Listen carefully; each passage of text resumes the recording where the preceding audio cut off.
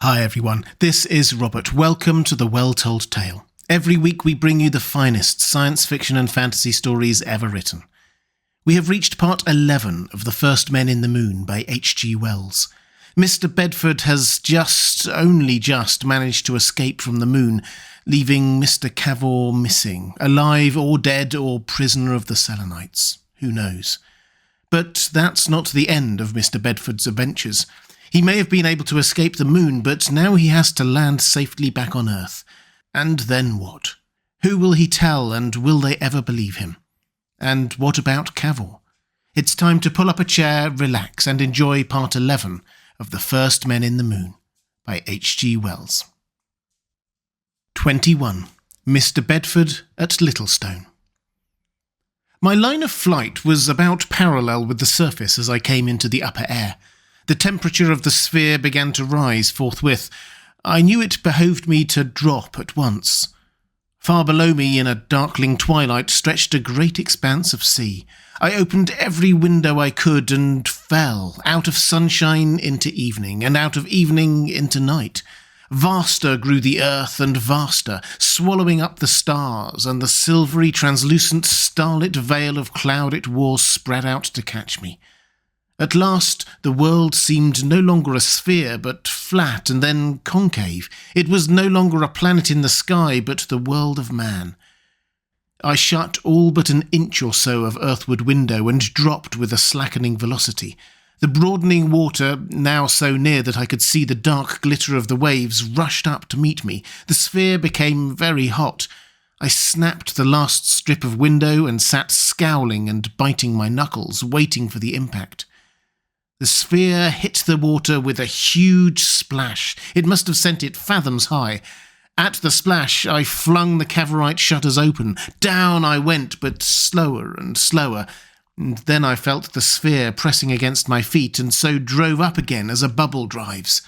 And at the last, I was floating and rocking upon the surface of the sea, and my journey in space was at an end. The night was dark and overcast. 2 yellow pinpoints far away showed the passing of a ship, and nearer was a red glare that came and went. Had not the electricity of my glow lamp exhausted itself, I could have got picked up that night. In spite of the inordinate fatigue I was beginning to feel, I was excited now, and for a time hopeful in a feverish, impatient way that so my travelling might end. But at last I ceased to move about and sat, wrists on knees, staring at a distant red light. It swayed up and down, rocking. My excitement passed. I realised I had yet to spend another night at least in the sphere.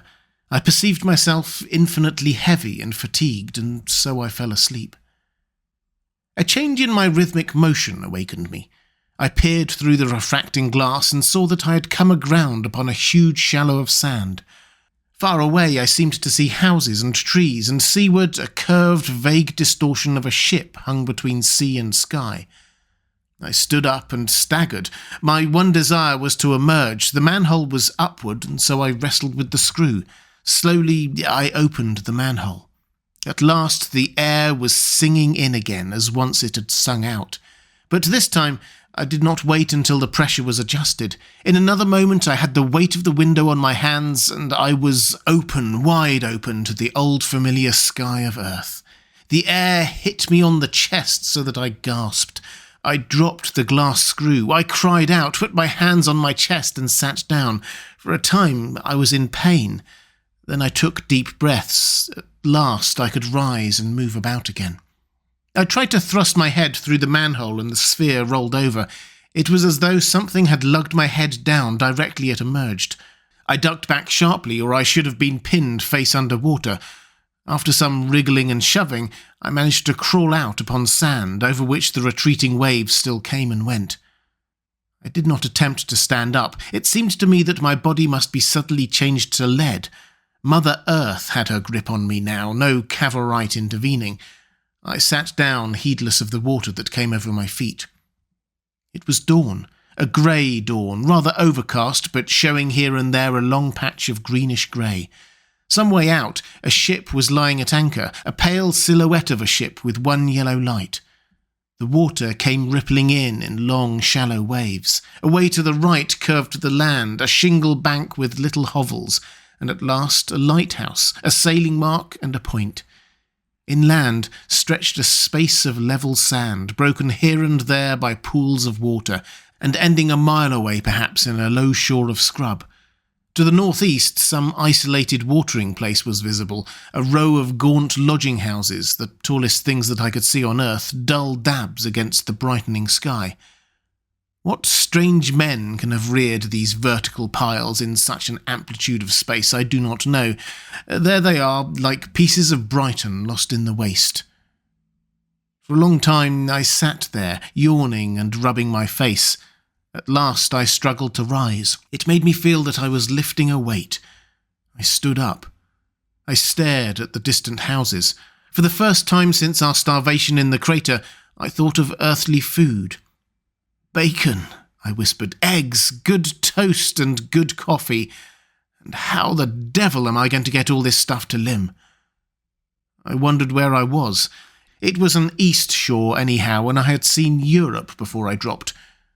I heard footsteps crunching in the sand, and a little round-faced, friendly-looking man in flannels with a bathing towel wrapped around his shoulders and his bathing dress over his arm appeared up the beach. I knew instantly that I must be in England. He was staring most intently at the sphere and me. He advanced, staring. I dare say I looked a ferocious savage enough, dirty, unkempt to an indescribable degree, but it did not occur to me at the time. He stopped at a distance of 20 yards. "Hello, my man," he said doubtfully. "Hello yourself," said I. He advanced, reassured by that. "What on earth is that thing?" he asked. "Can you tell me where I am?" I asked. "That's Littlestone," he said, pointing to the houses, "and that's Dungeness. Have you just landed? What's that thing you've got? Some sort of machine?" "Yes." "Have you floated ashore? Have you been wrecked or something? What is it?" I meditated swiftly. I made an estimate of the little man's appearance as he drew nearer. "By Jove," he said, "you've had a time of it. I thought you... Well, where were you cast away? Is that thing a sort of floating thing for saving life?" I decided to take that line for the present. I made a few vague affirmations. "I want help," I said hoarsely. "I want to get some stuff up the beach, stuff I can't very well leave about." I became aware of 3 other pleasant-looking young men with towels, blazers and straw hats coming down the sands towards me, evidently the early bathing section of this Littlestone. "Help," said the young man. "Rather." He became vaguely active. "What particularly do you want done?" He turned around and gesticulated. The 3 young men accelerated their pace. In a minute they were about me, plying me with questions I was indisposed to answer. "I'll answer all that later," I said. "I'm dead beat. I'm a rag." "Oh, come up to the hotel," said the foremost little man. "We'll look after that thing there." I hesitated. "I can't," I said. "In that sphere there's 2 big bars of gold." They looked incredulously at one another, and then at me with a new inquiry. I went to the sphere, stooped, crept in, and presently they had the Selenites' crowbars and the broken chain before them. If I had not been so horribly tired, I could have laughed at them. It was like kittens around a beetle. They didn't know what to do with the stuff. The fat little man stooped and lifted the end of one of the bars and then dropped it with a grunt. Then they all did. "It's lead or gold," said one. "Oh, it's gold," said another. "Gold right enough," said the third. Then they all stared at me, and then they all stared at the ship lying at anchor. "I say," cried the little man, "but where did you get that?" I was too tired to keep up a lie. "I got it in the moon." I saw them stare at one another. "Look here," said I. "I'm not going to argue now. Help me carry these lumps of gold up to the hotel. I guess with rests 2 of you can manage one, and I'll trail this chain thing, and I'll tell you more when I've had some food." "And how about that thing?" "Oh, it won't hurt there," I said. "Anyhow, confound it, it must stop there now. If the tide comes up, it will float all right." and in a state of enormous wonderment these young men most obediently hoisted my treasures on their shoulders, and with limbs that felt like lead, I headed a sort of procession towards that distant fragment of sea front. Halfway there we were reinforced by two awe-stricken little girls with spades, and later a lean little boy with a penetrating sniff appeared. He was, I remember, wheeling a bicycle, and he accompanied us at a distance of about 100 yards on our right flank, and then I suppose gave us up as uninteresting, mounted his bicycle, and rode off over the level sands in the direction of the sphere. I glanced back after him. "Oh, he won't touch it," said the stout young man reassuringly, and I was only too willing to be reassured. At first, something of the grey of the morning was in my mind, but presently the sun disengaged itself from the level clouds of the horizon and lit the world, and turned the leaden sky to glittering waters. My spirits rose. A sense of the vast importance of the things I had done and had yet to do came with the sunlight into my mind. I laughed aloud as the foremost man staggered under my gold. When indeed I took my place in the world, how amazed the world would be! If it had not been for my inordinate fatigue, the landlord of the little stone hotel would have been amusing, as he hesitated between my gold and my respectable company on the one, and my filthy appearance on the other. But at last I found myself in a terrestrial bathroom once more, with warm water to wash myself with, and a change of raiment, preposterously small indeed, but anyhow clean, that the genial man had lent me. He lent me a razor too, but I could not screw up my resolution to attack even the outposts of the bristling beard that covered my face. I sat down to an English breakfast and ate with a sort of languid appetite, an appetite many weeks old and very decrepit, and stirred myself to answer the questions of the four young men, and I told them the truth. "Well," said I, "as you press me, I got it in the moon." "The moon?" "Yes, the moon in the sky." "But how do you mean?" "What I say, confound it." "Then you've just come from the moon?" "Exactly. Through space, in that ball." I took a delicious mouthful of egg. I made a private note that when I went back to the moon, I would take a box of eggs. I could see clearly that they did not believe one word of what I told them, but evidently they considered me the most respectable liar they had ever met. They glanced at one another, and then concentrated the fire of their eyes on me. I fancy they expected a clue to me in the way I helped myself to salt.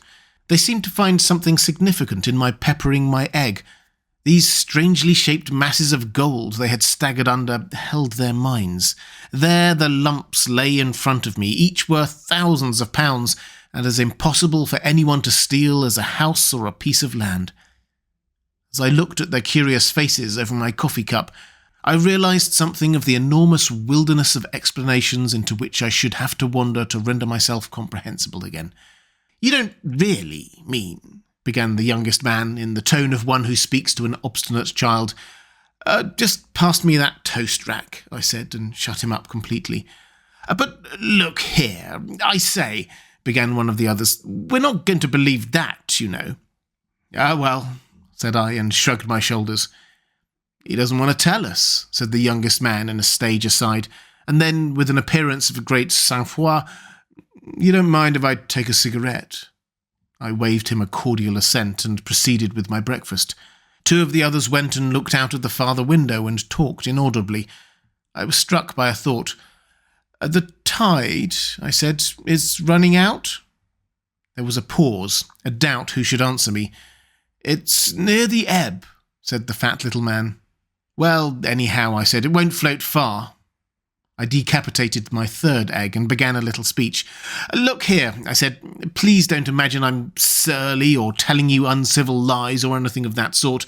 I'm forced almost to be a little short and mysterious. I can understand this is as queer as it can be, and that your imaginations must be going it. I can assure you you're in at a memorable time, but I can't make it clear to you now. It's impossible. I give you my word of honour I've come from the moon, and that's all I can tell you. All the same, I'm tremendously obliged to you, tremendously. I hope that my manner hasn't in any way given you offence." "Oh, not in the least," said the youngest young man affably. "We can quite understand." and staring hard at me all the time, he heeled his chair back until it very nearly upset, and recovered with some exertion. "Not a bit of it," said the fat young man. "Don't you imagine that?" And they all got up and dispersed and walked about and lit cigarettes and generally tried to show that they were perfectly amiable and disengaged and entirely free from the slightest curiosity about me and the sphere. "I'm going to keep an eye on that ship out there all the same," I heard one of them remarking in an undertone. If only they could have forced themselves to it, they would, I believe, even have gone out and left me. I went on with my third egg. "The weather," the fat little man remarked presently, "has been immense, has it not? I don't know when we've had such a summer. Phoo, whiz, like a tremendous rocket, and somewhere a window was broken." "What's that?" said I.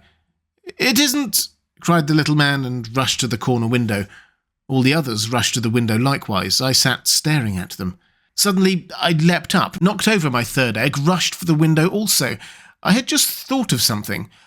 "Nothing to be seen there," cried the little man, rushing for the door. "It's that boy!" I cried, bawling in hoarse fury. "It's that accursed boy!" And turning about, I pushed the waiter aside. He was just bringing me some more toast, and rushed violently out of the room and down and out upon the queer little esplanade in front of the hotel. The sea, which had been smooth, was rough now with hurrying cat's paws, and all about where the sphere had been was tumbled water like the wake of a ship. Above, a little puff of cloud whirled like a dispersing smoke, and the 3 or 4 people on the beach were staring up with interrogative faces towards the point of that unexpected report. And that was all. Boots and waiter and the 4 young men in blazers came rushing out behind me. Shouts came from windows and doors, and all sorts of worrying people came into sight, agape. For a time I stood there, too overwhelmed by this new development to think of the people. At first, I was too stunned to see the thing as any definite disaster. I was just stunned, as a man is by some accidental violent blow. It is only afterwards he begins to appreciate his specific injury. Good Lord! I felt as though somebody was pouring funk out of a can down the back of my neck. My knees became feeble. I had got the first intimation of what the disaster meant for me. There was that confounded boy, sky high. I was utterly left. There was the gold in the coffee room, my only possession on earth. How would it all work out? The general effect was of a gigantic, unmanageable confusion. "I say," said the voice of the little man behind, "I say, you know." I wheeled about, and there were 20 or 30 people, a sort of irregular investment of people, all bombarding me with dumb interrogation, with infinite doubt and suspicion. I felt the compulsion of their eyes intolerably. I groaned aloud. "I can't," I shouted. "I tell you I can't. I'm not equal to it. You must puzzle and be damned to you." I gesticulated convulsively. He receded a step as though I had threatened him. I made a bolt through them to the hotel. I charged back into the coffee room, rang the bell furiously. I gripped the waiter as he entered. "Do you hear?" I shouted. "Get help and carry these bars up to my room right away." He failed to understand me, and I shouted and raved at him. A scared-looking little old man in a green apron appeared, and a further 2 of the young men in flannels. I made a dash at them and commandeered their services. As soon as the gold was in my room, I felt free to quarrel. "Now get out," I shouted. "All of you, get out if you don't want to see a man go mad before your eyes." And I helped the waiter by the shoulder as he hesitated in the doorway. And then, as soon as I had the door locked on them all, I tore off the little man's clothes again, shied them right off, and left, and got into bed forthwith. And there I lay swearing and panting and cooling for a very long time. At last, I was calm enough to get out of the bed and ring up the round-eyed waiter for a flannel nightshirt, a soda and whiskey and some good cigars.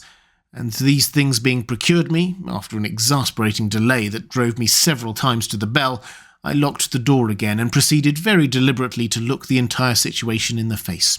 The net result of the great experiment presented itself as an absolute failure. It was a rout, and I was the only survivor.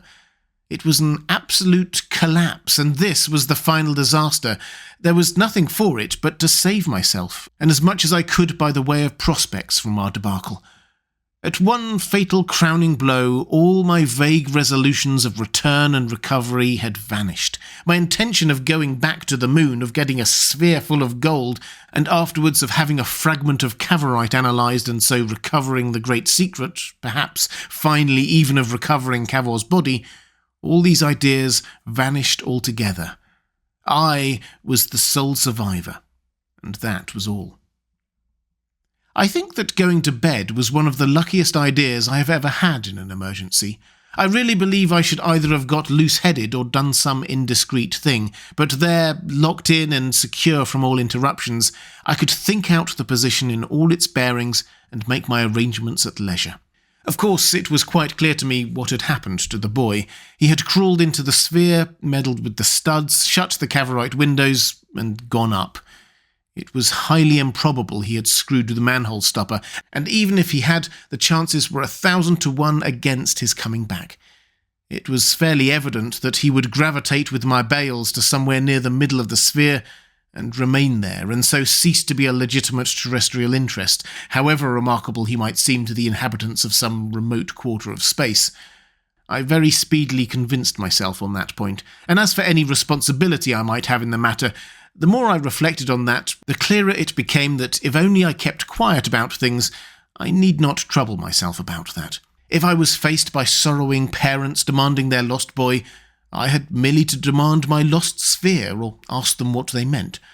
At first I had had a vision of weeping parents and guardians and all sorts of complications, but now I saw that I simply had to keep my mouth shut, and nothing in that way could arise, and indeed, the more I lay and smoked and thought, the more evident became the wisdom of impenetrability. It is within the right of every British citizen, provided he does not commit damage nor indecorum, to appear suddenly wherever he pleases, and as ragged and filthy as he pleases, and with whatever amount of virgin gold he sees fit to encumber himself, and no one has any right at all to hinder and detain him in this procedure. I formulated that at last to myself, and repeated it over as a sort of private Magna Carta of my liberty. Once I had put that issue on one side, I could take up and consider in equable manner certain considerations that I had scarcely dared to think of before, namely, those arising out of the circumstances of my bankruptcy. But now, looking at this matter calmly and at leisure, I could see that if only I suppressed my identity by a temporary assumption of some less well-known name, and if I retained the 2 months' beard that had grown upon me, the risks of any annoyance from the spiteful creditor to whom I have already alluded became very small indeed. From that to a definite course of rational worldly action was plain sailing. It was all amazingly petty, no doubt, but what was there remaining for me to do? Whatever I did, I was resolved that I would keep myself level and right side up. I ordered up some writing materials and addressed a letter to the New Romney Bank, the nearest, the waiter informed me, telling the manager I wished to open an account with him, and requesting him to send 2 trustworthy persons, properly authenticated, in a cab with a good horse, to fetch some 100 of gold with which I happened to be encumbered. I signed the letter Blake, which seemed to me a thoroughly respectable sort of name. This done, I got a Folkestone blue book, picked out an outfitter, and asked him to send a cutter to measure me for a dark tweed suit, ordering at the same time a valise, dressing bag, brown boots, shirts, hat to fit, and so forth. And from a watchmaker I also ordered a watch. And these letters being dispatched, I had up as good a lunch as the hotel could give, and then lay smoking a cigar as calm and ordinary as possible, until, in accordance with my instructions, 2 duly authenticated clerks came from the bank and weighed and took away my gold. After which I pulled the clothes over my ears in order to drown any knocking, and went very comfortably to sleep. I went to sleep. No doubt it was a prosaic thing for the first man back from the moon to do, and I can imagine that the young and imaginative reader will find my behaviour disappointing.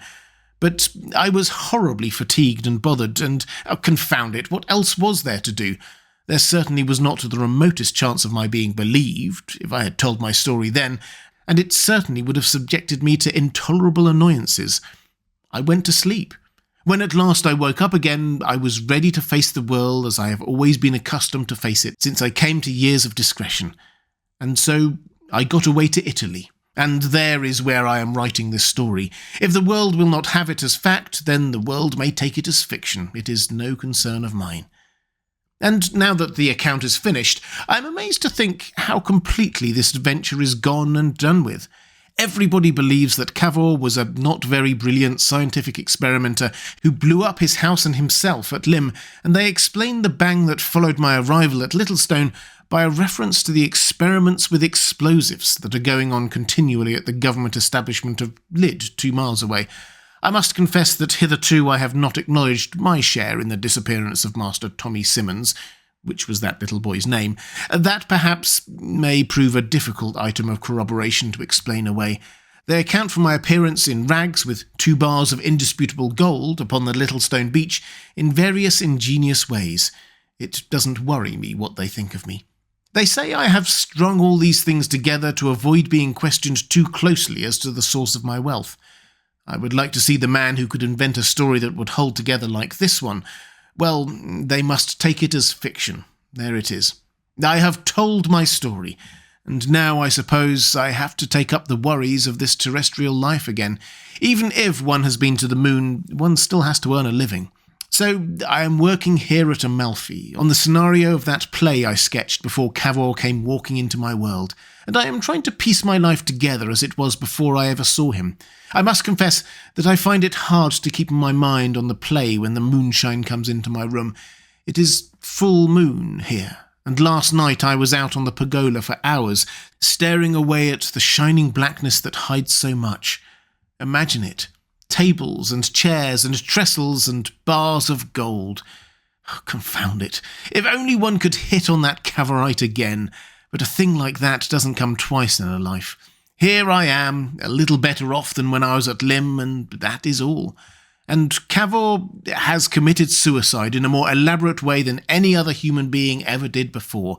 So the story closes as finely and completely as a dream. It fits in so little with all the other things of life. So much of it is so utterly remote from all human experience, the leaping, the eating, the breathing, and those weightless times, that indeed there are moments when, in spite of my moon gold, I do more than half believe myself that the whole thing was a dream.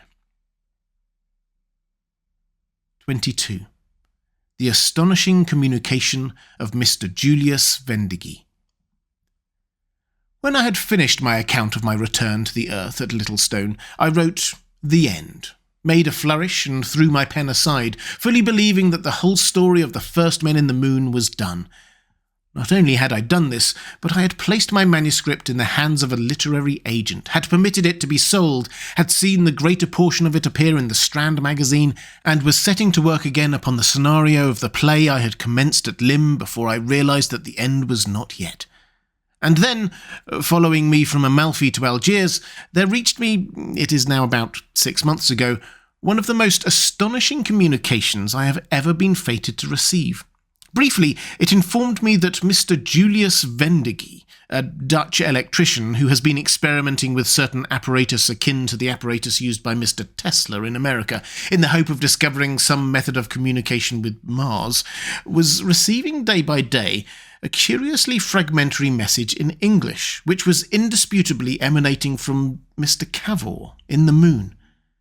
At first I thought the thing was an elaborate practical joke by someone who had seen the manuscript of my narrative. I answered Mr. Vendigy jestingly, but he replied in a manner that put such suspicion altogether aside. And in a state of inconceivable excitement, I hurried from Algiers to the little observatory upon the Monte Rosa in which he was working. In the presence of his record and his appliances, and above all of the messages from Cavour that were coming to hand, my lingering doubts vanished. I decided at once to accept a proposal he made to me to remain with him, assisting him to take down the record from day to day, and endeavouring with him to send a message back to the moon.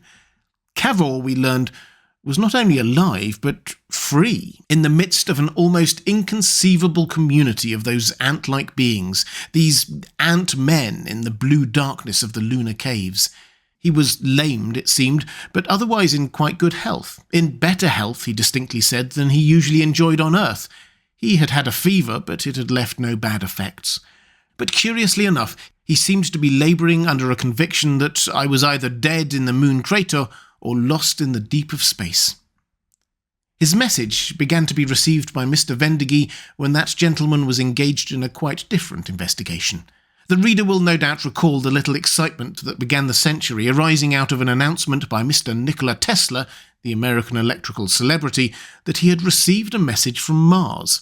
His announcement renewed attention to a fact that had long been familiar to scientific people, namely that from some unknown source in space, waves of electromagnetic disturbance, entirely similar to those used by Signor Marconi for his wireless telegraphy, are constantly reaching the Earth. Besides Tesla, quite a number of other observers have been engaged in perfecting apparatus for receiving and recording these vibrations, though few would go so far as to consider them actual messages from some extraterrestrial sender. Among that few, however, we must certainly count Mr Vendigy. Ever since 1898, he had devoted himself almost entirely to this subject, and being a man of ample means, he had erected an observatory on the flanks of Monte Rosa in a position singularly adapted in every way for such observations.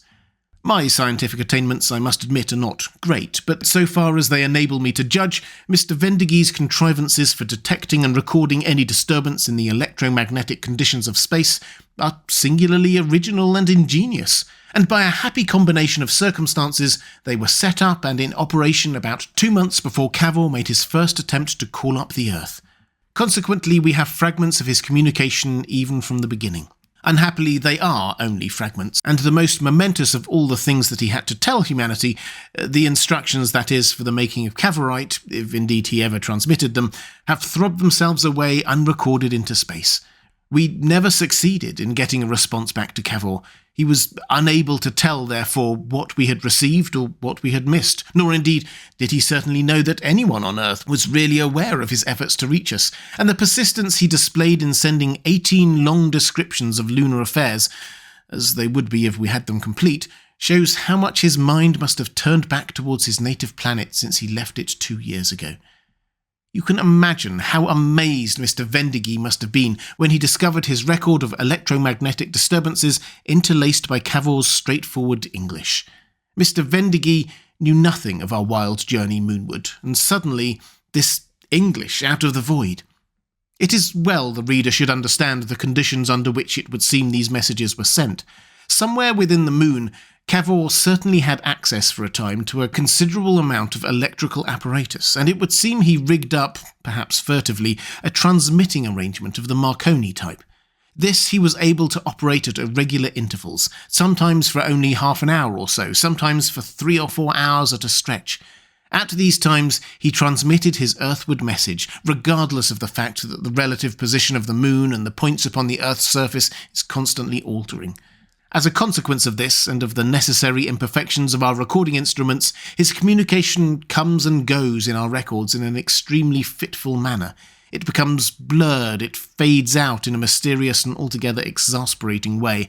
And added to this is the fact that he was not an expert operator. He had partly forgotten, or never completely mastered, the code in general use, and as he became fatigued, he dropped words and misspelt them in a curious manner. Altogether, we have probably lost quite half of the communications he made, and much we have is damaged, broken, and partly effaced. In the abstract that follows, the reader must be prepared, therefore, for a considerable amount of break, hiatus, and change of topic. Mr Vendigy and I are collaborating in a complete and annotated edition of the Cavour record, which we hope to publish, together with a detailed account of the instruments employed, beginning with the first volume in January next. That will be the full and scientific report, of which this is only the popular transcript. But here we give at least sufficient to complete the story I have told, and to give the broad outlines of the state of that other world, so near, so akin, and yet so dissimilar to our own.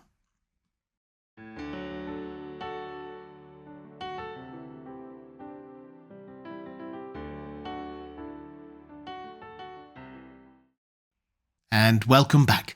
I hope you enjoyed part 11 of The First Men in the Moon.